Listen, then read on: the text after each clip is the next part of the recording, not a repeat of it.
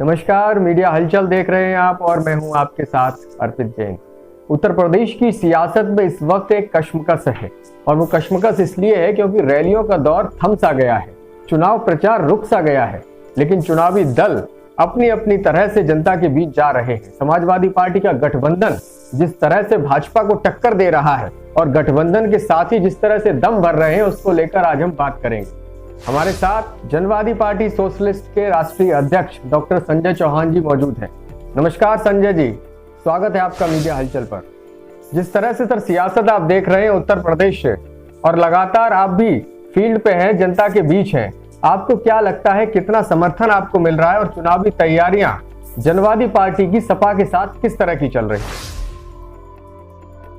देखिए, उत्तर प्रदेश की जनता भाजपा के पूंजीवाद, फांसीवाद और सामंतवाद को पूरी तरह से देख लिया है और निश्चित तौर पर जब देश पूरी तरह से पूंजीपतियों के आगोश में समाहित होने की स्थिति में खड़ा हो जाए और असमानता में अंतर लगातार बढ़ता रहे तो देश में सामाजिक और जनवादी क्रांति का होना लाजिम है।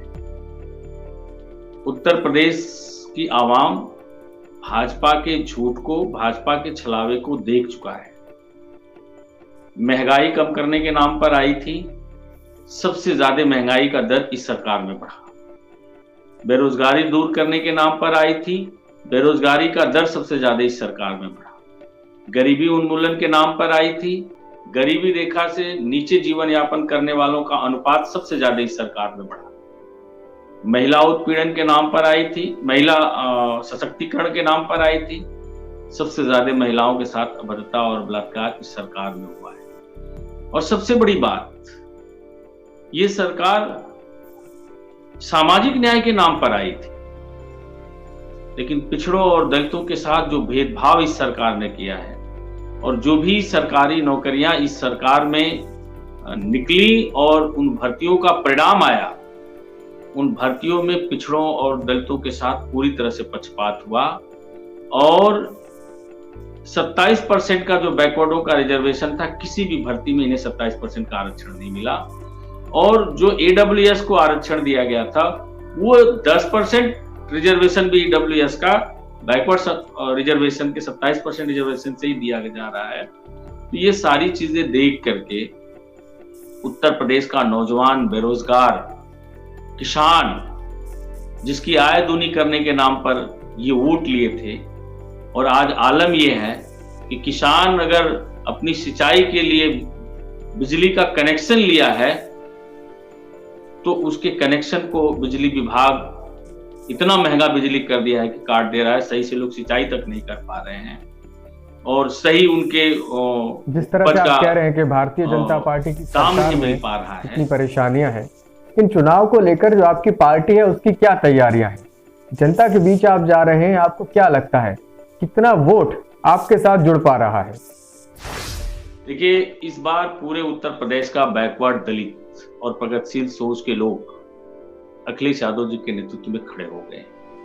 अखिलेश यादव जी ने इस बार पिछड़े वर्ग के सभी नेताओं को अपने साथ खड़ा कर लिया है। जिन पिछड़ों को पिछले चुनाव में बीजेपी ने बांटा और बरगलाया कि सारा हिस्सा बैकवर्डों का अकेले यादव खा रहा है और सब कुछ शिक्षा, नौकरी, बेरोजगार सब यादवों को मिल रहा है, हमारी सरकार आएगी तो हम अदर बैकवर्डों के लिए काम करेंगे, उनका सामाजिक न्याय की समिति का रिपोर्ट लागू करके उनका आरक्षण लागू अलग करेंगे।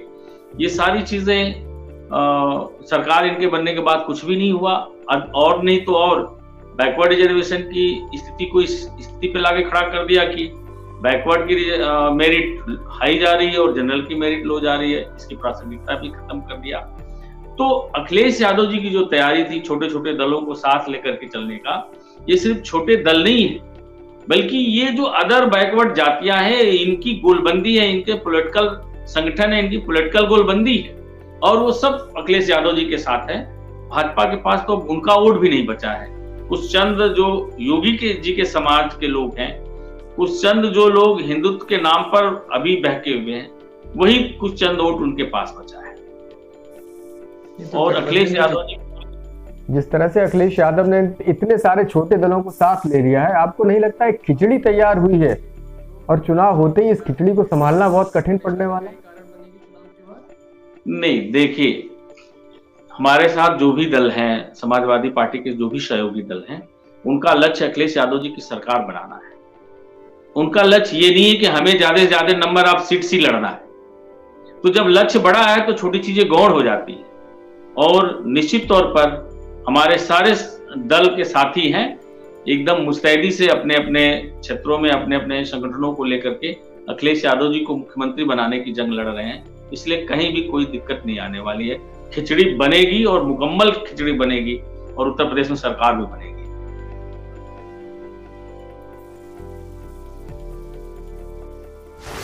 जिस जाति व वर्ग का आप प्रतिनिधित्व करते हैं और आप कह रहे हैं कि भाजपा ने भागीदारी आपको नहीं दी है सरकार में, लेकिन चौहान समाज के दारा सिंह चौहान है, श्रीराम चौहान है, इनको तो मंत्री बनाया हुआ है सरकार में भाजपा ने। तो आप ऐसा क्यों कहते हैं कि आपके समाज को प्रतिनिधित्व नहीं मिला है, और क्यों आखिर आपके समाज का वोट भाजपा को ना जाके आपको जाएगा? जिनको भाजपा ने बना रखा है, दारा चौहान जी को कैबिनेट मंत्री बना रखा है, श्री राम चौहान जी को मंत्री बना करके रखा है, लेकिन ये हमारे समाज के लिए कोई फैक्टर नहीं है, क्योंकि इनका कभी हमारे समाज के सामाजिक सरोकार से मामला नहीं रहा है। हमारे समाज के कभी भी ऊपर कोई दिक्कत परेशानी आई हो, कभी हमारे समाज के सामाजिक अस्मिता का प्रश्न आया हुआ हो, तो ये लोग कभी उनके साथ नहीं खड़ा हुए। समाज चाहता है कि उसकी फ्री पॉलिटिकल आइडेंटिटी हो, उसकी अपनी लीडरशिप खड़ी हो, जो उसके लिए बात कर सके, उसके लिए काम कर सके। जिस दारा चौहान जी की आप बात करते हैं, उन दारा चौहान के विधानसभा में एक 17 साल की चौहान समाज की बच्ची का सामूहिक बलात्कार होता है और 21 दिनों तक उसकी FIR तक नहीं लिखी जाती है, उसकी हत्या भी कर दी जाती है बलात्कार के बाद। और उसका बाप जब अपनी बेटी का हत्या और बलात्कार का मुकदमा लिखाने थाने में जाता है मधुबन, तो मधुबन का जो थाना अध्यक्ष है थाने का, उसके बाप को 4 डंडा मारता है और पूरे थाना में झाड़ू लगवाता है। तो जिस समाज का विधायक और मंत्री रहते हुए उसकी विधानसभा में इस तरह का कृत्य हो रहा है और उसका FIR तक नहीं लिखा जा रहा हो, वह समाज का नेतृत्व कैसे कर सकता है? और वही हम लोग उस मामले को लेकर के लड़े और दारा सिंह चौहान के आवास पर आकर के जनवादी पार्टी के लोगों और उन माँ बाप, लड़कियों के माँ बाप जब बवाल काटते हैं और मीडिया ट्रायल होता है, तब जाकर के FIR होता है, अपराधी गिरफ्तार होते हैं। तो ये लोग हमारे समाज के सामाजिक सरोकार के नेता नहीं है, ये अपने व्यक्तिगत हितों की जंग लड़ते रहे हैं और ये व्यक्तिगत ही हैं। ये समाज का नेतृत्व नहीं करते। ये भाजपा के लिए एक मुखौटा हो सकते हैं, ये हमारे समाज के नेता नहीं हो सकते। जनक्रांति यात्रा भी आपने निकाली, काफी भीड़ भी उसमें जुटी।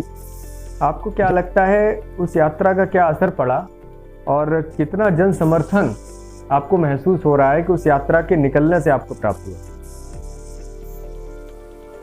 देखिए, हमारा तबका पूरब से लेकर के पश्चिम तक जो हमारे लोग हैं, हमारे साथ 90% खड़े हैं और हमारे साथ खड़े हैं तो समाजवादी पार्टी के लिए खड़े हैं। और जिस तरह से जनता का हुजूम दिखा, जनता के अंदर जो सवाल थे, वे सवाल महंगाई, बेरोजगारी, महिला उत्पीड़न, महंगी विद्युत, महंगी पढ़ाई, इन सब लोगों को लेकर के जनता पूरी तरह से रोड पर है और इंतजार कर रही है चुनाव का।